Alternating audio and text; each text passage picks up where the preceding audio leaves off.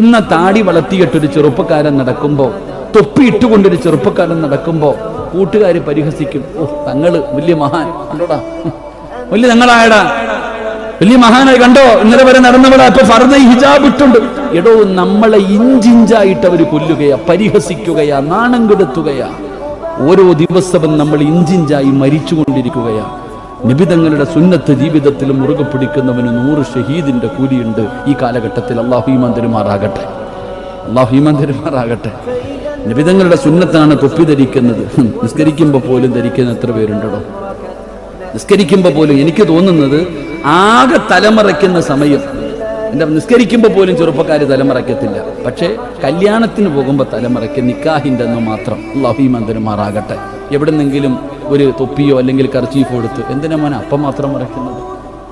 നബിതങ്ങളുടെ സുന്നത്ത് മുറുകെ പിടിച്ചാൽ അവൻ അള്ളാഹു കൊടുക്കുന്ന ഒന്നാമത്തെ സ്ഥാനം ധൈര്യം അള്ളാഹു കൊടുക്കും. പേടി, ഇന്ന് നമുക്ക് പേടിയല്ലേ?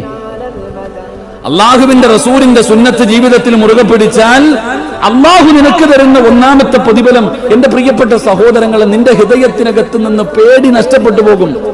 ഇന്ന് നമ്മുടെ അവസ്ഥ എന്തെന്നറിയോ? പടച്ചവന് നമുക്കിപ്പോ ഭയവാ. ഉസ്താദെ, പൗരത്വ ബില്ല് വരുന്നു, ഏക സിവിൽ കോഡ് പാസ്സാക്കാൻ പോകുന്നു ഉസ്താദെ. കേന്ദ്ര ഗവൺമെന്റ് ഓരോ നിയമങ്ങൾ പാസ്സാക്കിക്കൊണ്ടിരിക്കുകയാ, ഓരോ സംസ്ഥാനങ്ങളും പിടിച്ചുകൊണ്ടിരിക്കുകയാ.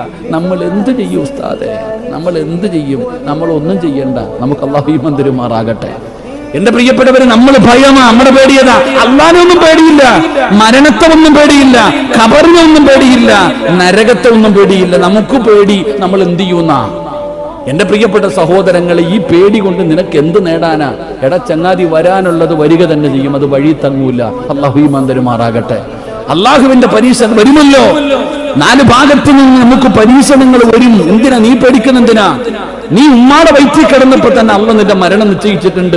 അത് തട്ടിമാറ്റാകാരെ കൊണ്ടാ പറ്റാ? എന്റെ ഉമ്മാടെ വയറ്റിൽ കിടന്ന് മാസങ്ങൾ മാത്രം പ്രായമുള്ളപ്പോ ഒരു മലക്ക് വന്നിട്ട് എന്റെ മരണം എഴുതി വെച്ചിട്ടുണ്ട്. നിങ്ങൾ ആരെങ്കിലും വിചാരിച്ച, അമേരിക്കയുടെ പ്രസിഡന്റ് വിചാരിച്ച, ഇന്ത്യയുടെ പ്രധാനമന്ത്രി വിചാരിച്ച എന്റെ മരണം മാറ്റാൻ പറ്റുമോ? ഈ ലോകത്തുള്ള സർവ്വരും തലകുത്തി നിന്ന എന്റെ മരണസമയം മാറ്റാൻ പറ്റുമോ? പറ്റൂല. ഇത് അള്ളാഹ് തീരുമാനിച്ചു വെച്ചിരിക്കുന്ന കാര്യമാ. അള്ളാഹു നമുക്ക് ഈമാൻ തരുമാറാകട്ടെ. ഈ ഭയമങ്ങടാ, സുന്നത്ത് മുറുകെ പിടിക്കുക ജീവിതത്തിൽ.